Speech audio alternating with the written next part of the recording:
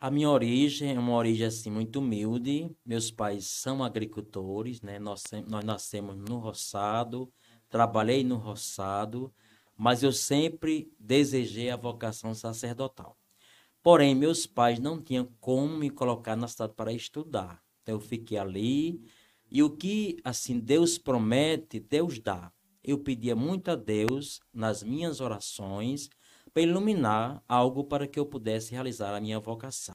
Pensei desde criança em ser padre. Eu nasci com esta vocação. Porém, esse processo vocacional foi se dando com meu amadurecimento humano, como pessoa. Mas eu lembro, quando eu era criança, eu brincava de ser sacerdote.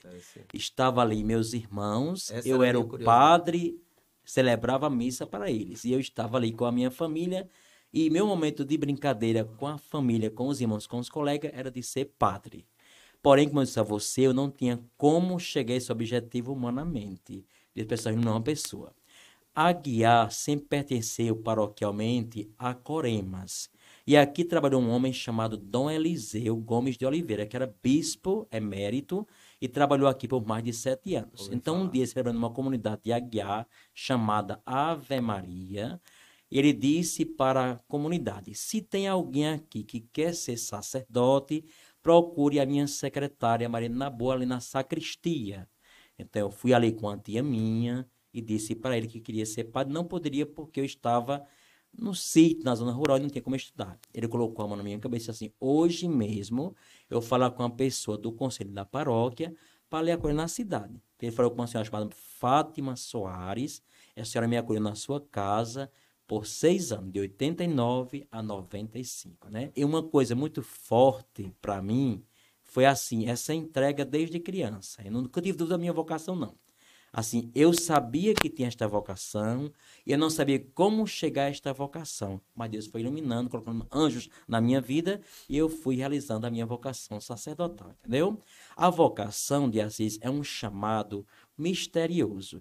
Eu não posso dizer assim a você o que é, porque vocação não é fazer, vocação é ser.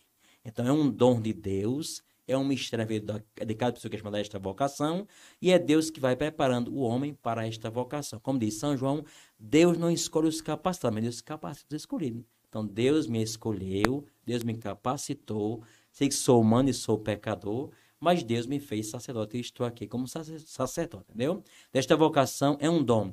A palavra vocação de Assis vem do verbo latim vocare, que significa chamado. Então, chamado de Deus e resposta do homem. Então, Deus me chamou, eu respondi, me consagrei e aqui estou como sacerdote para servir a Deus e a Muito. igreja. E assim, eu sempre fui uma pessoa assim que eu sempre me desafiei.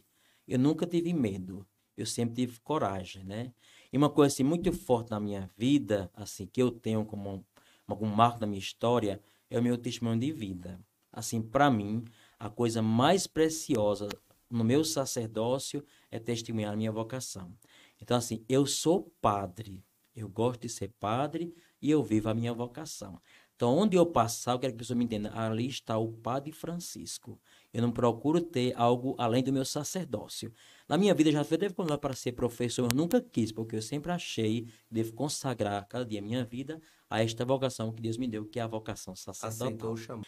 Muita gente acha assim que o padre só cuida da questão espiritual, mas o padre também cuida da questão material da igreja, né? Da gestão da Da gestão igreja. da igreja, né? Isso. A igreja tem a questão econômica, tem os templos, que é a igreja matriz, digamos, as capelas que pertencem à igreja matriz, e também tem a sua ação social. O padre é aquele também que não só reza, mas ele também ajuda os pobres da comunidade, né? A igreja tem dois tipos de caridade: a caridade espiritual e a caridade material. A caridade espiritual é a evangelização através da oração, das missas e do sacramento. E a caridade material, o padre também tem esse olhar social para a comunidade. Então, assim, nossa caridade é uma caridade para dar, como diz a Bíblia, com a direita para a esquerda não ver. Então, assim, como padre, nós temos algumas ações que são feitas em prol do povo pobre da cidade, mas que é uma ação silenciosa. A gente faz de acordo com a necessidade de cada pessoa, sem ser um ato, Que é digamos, como Deus quer que faça, social. né? é um ato sigiloso para ajudar quem precisa da nossa ajuda como padre. Tá vendo? E assim, muitos padres são advogados, são professores, são arquitetos, são engenheiros, porém, eu não tenho essa dimensão, digamos, de uma área assim, digamos, de uma profissão. A minha vida é uma vocação, porque, repito, vocação é ser e profissão é fazer. Então, eu me considero uma pessoa que vivo o meu sacerdócio. Até que meu lema sacerdotal é: já não sou eu que vivo, mas é Cristo que vive em mim, né? Está lá no livro de Gálatas, no capítulo 19, no versículo 20. Então, Deus me chamou e coloca muito forte mim esse versículo bíblico. Me ajuda muito a viver a minha experiência vocacional, a minha experiência missionária e a minha experiência sacerdotal. E eu disse, o padre é um gestor da igreja também. Ele não só trabalha a questão sacerdotal. E a gente vê as empresas que ganham dinheiro, têm lucros, têm dificuldade. Imagina a igreja que tem uma renda uma vez por ano, quando tem um evento, a festa de Santa Rita, para gerir e manter aquelas despesas todas. Como é que o senhor faz? É assim, a igreja, ela vive basicamente de duas coisas: doações, que a gente chama ofertas, que são dadas nas celebrações da igreja, e o dízimo, né? O católico consciente, ele dá o seu dízimo para manter o templo, a casa do Senhor. Então, são essas duas fontes de renda que ajudam a manter a questão material da paróquia, né? A igreja, ela não é uma empresa. A igreja, ela é um trabalho sem fins lucrativos. Tem um CNPJ, mas não é empresa. Não é uma empresa. Nós não pagamos impostos, mas é uma igreja que aquilo que ela recebe do povo, ela procura inverter, mantendo a própria igreja e na própria evangelização, que requer também dinheiro para manter a própria evangelização, né? E assim, o bonito da nossa vocação sacerdotal, que é assim, é uma entrega total. O padre na igreja católica, né, apostólica romana, ele faz uma escolha por Cristo, né? A exemplo de Cristo, que é o único e eterno sacerdote. Então, a gente não escolhe, digamos, uma família biológica, mas nós temos uma família espiritual. Então, o padre não se casa, onde até pergunta, mas porque ele está dedicado exclusivamente não a uma família, ele está dedicado exclusivamente a uma igreja, que é uma família que Deus confia ao sacerdote, tá bom? Ele é remunerado, o padre, né, ganha uma certa chamada côngrua, quer dizer esmola, e para manter o seu INSS, seu plano de saúde e aquilo que é necessidade pessoal. É que o ser humano precisa para sobreviver, né? Pronto, mas assim, jamais um sacerdote é um empresário. Mas um sacerdote é alguém que procura essa grandeza material. Não, o sacerdote é aquele que procura grandeza espiritual. É um homem de Deus que procura ser de Deus para Deus e para a sua comunidade onde ele está servindo, tá bom? O padre é uma vocação doada totalmente a Deus. Vamos dizer assim, uma pessoa arrogante, prepotente, rancorosa, orgulhosa, sem respeito ao próximo, egoísta. Isso é porque ele não frequenta a igreja ou porque não tem Deus no coração? Hoje nós fizemos dois tipos de formação: a formação humana e a formação cristã. Eu diria que uma pessoa com esse tipo de qualidade aí, que não é qualidade, defeitos, né? Então essa pessoa falta formação humana, né? Porque assim, quem nos educa primeiro é Deus, depois a família. E a escola nos ensina, mas sem princípios não há como não ser realmente uma pessoa má. Para ser bom, nós temos que realmente viver a obediência à família, a obediência a Deus e respeitar a que Deus coloca ao nosso lado, entendeu? Então eu vejo que uma pessoa que tem esse tipo de defeito pensa muito assim, olhar para si, às vezes é uma pessoa que não é feliz, que não se aceita, que não se ama e começa a projetar esse tipo de comportamento na vida do outro, né? Então assim, essa pessoa é abominável, tem que se educar, tem que se corrigir e tem que se converter. A gente pode fazer alguma coisa para ajudar essas pessoas? Pode, se ela aceitar. Porque, às vezes, eu já falei um pouquinho aqui, existe a liberdade e a libertinagem. A liberdade, ela é o que Deus colocou na vida de cada homem. Mas eu posso colocar na minha liberdade e libertinagem, fazer aquilo que eu quero, aquilo que eu penso, né? Então, assim, quando eu ajo com liberdade, eu penso a partir de Deus.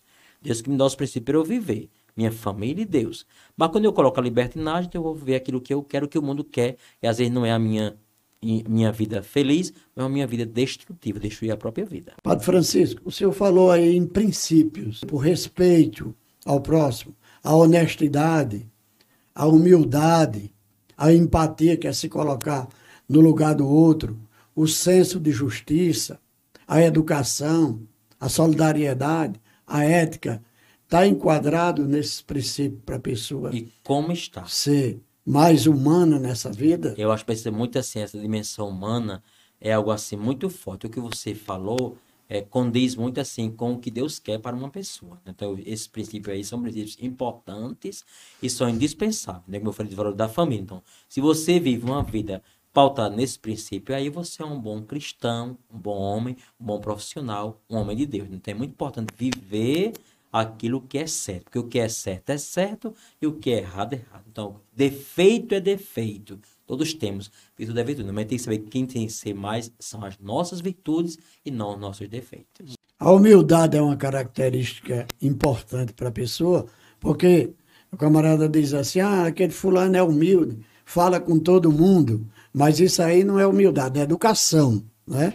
A humildade é você entender que você não é melhor do que ninguém, é você respeitar o próximo, é você ser mais modesto, ser mais simples, ter sentimento com as pessoas, sem muitas ambições. A humildade é uma virtude divina, né? E a simplicidade eu posso, assim, no meu dia a dia adquirir. Mas, assim, a pessoa, geralmente, que é humilde, ela deve ser mansa, humilde e simples. Então, quem tem essas três virtudes na sua própria vida se torna realmente um bom cidadão, um bom profissional, um bom cristão e um bom sacerdote. Nós temos que ser humildes, porque a humildade nos ensina muito a partir de Deus. Então, Deus abomina essa palavra as pessoas prepotentes e Deus acolhe quem é manso e humilde de coração. Então, a humildade é uma coisa muito importante para você viver, crescer na sociedade, para conviver e viver. Não tem como ter uma boa convivência em casa, na família, no trabalho. Isso não tem humildade. Me ajuda em outra pergunta aqui, Padre Francisco. Por exemplo, a gente escuta a Bíblia diz que a mulher prudente e sábia dificular. A esposa prudente vem de Deus. Por que a mulher é mais prudente e mais sábia do que o homem no seu entendimento? A mulher é mais pensativa, é mais racional. O homem é mais assim imediatista. O homem é mais assim, digamos, determinado. Então a mulher, quando Deus criou o homem, Adão, diz a palavra do Gênesis, Deus deu ao homem a missão de gerir a terra e o que existe na terra. Mas Deus percebeu que faltava uma companheira para este homem. Então Deus fez o homem Adão dormir e Deus tirou da costela de Adão a mulher Eva. Apresentou Deus a Adão e este disse, esta é mulher e esta é minha companheira. Então a mulher, ela por natureza é uma pessoa assim mais dócil, mais sábia, mais prudente, mais aconselheira. A mulher, ela sempre é uma pessoa assim, digamos, mais dada a uma vida de recolhimento do que o homem. O homem é mais assim, digamos, uma vida mais ativa. A mulher, como Deus pensou ela para ser mãe, ser esposa, dona de casa e família. Claro que hoje as mulheres hoje são todas, na sua grande maioria, profissionais. Mas como empreendedoras, dona de seus negócios, mas hoje, bem-sucedidas. Hoje está assim, mas antigamente... Hoje a mulher é responsável até para administrar a própria riqueza que Deus ajudou a dar ao homem e confia nela, para ela administrar o patrimônio. E, assim, as mulheres hoje, assim, pelo jeito delas, a simplicidade delas, a competência delas, elas são grandes profissionais, porque assim, elas têm um jeito muito próprio de chegar, de lidar com as situações, elas são muito mais, assim, digamos, pensativas, mais reflexivas, entendeu? Então as mulheres, elas têm esse espírito de liderança, por isso que a companheira para um homem é fundamental. Uma mulher sábia, diz a Bíblia, edifica a sua casa, edifica a sua família. Uma mulher sábia, uma mulher que teme a Deus e que ama ser esposa do marido que Deus colocou na vida dela, entendeu? Então, às vezes, a gente escuta as pessoas, alguns homens, dizer, olha, eu só não sou mais bem-sucedido na vida porque minha mulher é pessimista. Na verdade, ela não é pessimista. Ela é prudente. Ela é sábia. E assim, eu digo uma coisa assim a cuidadosa, vocês né? que nos acompanham por esse podcast, que assim, tem que haver na vida a duas coisas bonitas. Duas coisas bonitas. Primeira coisa é a harmonia, depois a confiança. O homem tem que confiar na mulher e a mulher tem que confiar no homem. Para que haja um crescimento do casal e dos filhos, tem que haver esta união entre os pais. Eu lembro muito bem quando eu era criança, às vezes eu acordava e via meu pai conversando sobre nós, a nossa educação. Digamos, mãe dizia uma coisa e o pai não concordava. Então ele não discutia isso na nossa vez, não. A gente estava dormindo, eu escutava mãe e pai numa mesa sentados, discutindo, às vezes reclamou, às vezes todo de castigo, reclamou por uma coisa que a gente fez. Então, assim, o casal tem que saber que ele tem uma missão, o homem e a mulher. Eles faziam um levantamento ali do que eles tinham feito durante o dia. Avaliação, né? Do dia no dia. Interessante. Do pode não pode, né? Então eu vi muito isso lá em casa. Eles socializavam a nossa convivência durante o dia, né? E pai sempre foi assim, o que eu digo é para permanecer, o que sua mãe diz é para permanecer, entendeu? Então, assim, tem que entender os princípios da vida, né? Então, a família é importante e a mulher é importante, né? E eu digo assim, uma coisa importante, minha filha tem que ter muito Deus, né? Porque, assim, nesse mundo materialista, um grande pecado hoje na vida matrimonial é a vida social desregrada, né?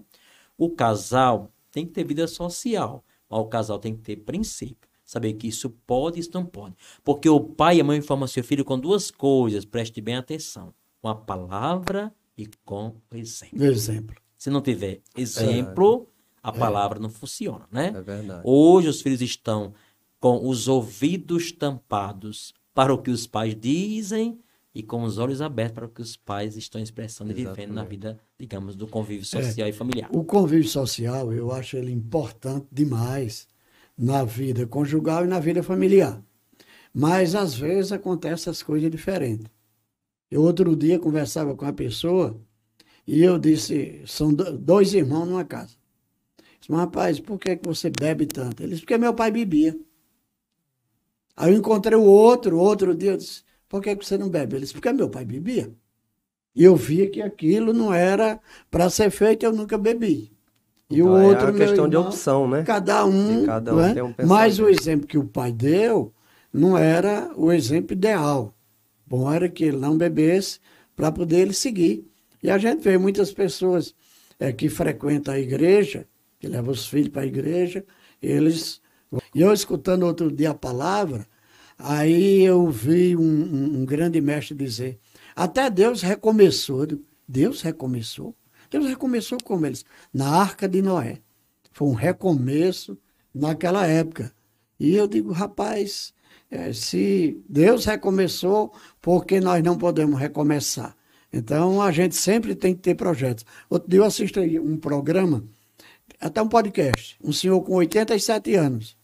E o repórter perguntou, mas o senhor já tem tanto dinheiro, bilionário, o senhor está mais preocupado em investir? Eles, eu ainda estou preocupado com o futuro, porque ele ainda queria investir prevendo o resultado que vem no futuro. Eu achei bacana aquilo, porque tem pessoas com 50 e poucos anos, 60 anos, eu quero me aposentar, eu já estou velho, não vou mais trabalhar. Depois agora é que eu estou com disposição de trabalhar, trazendo novos projetos, como esse projeto que a gente está trazendo aqui para Coremas e outros projetos que a gente tem pela frente para continuar o trabalho, porque o sentido da vida é esse.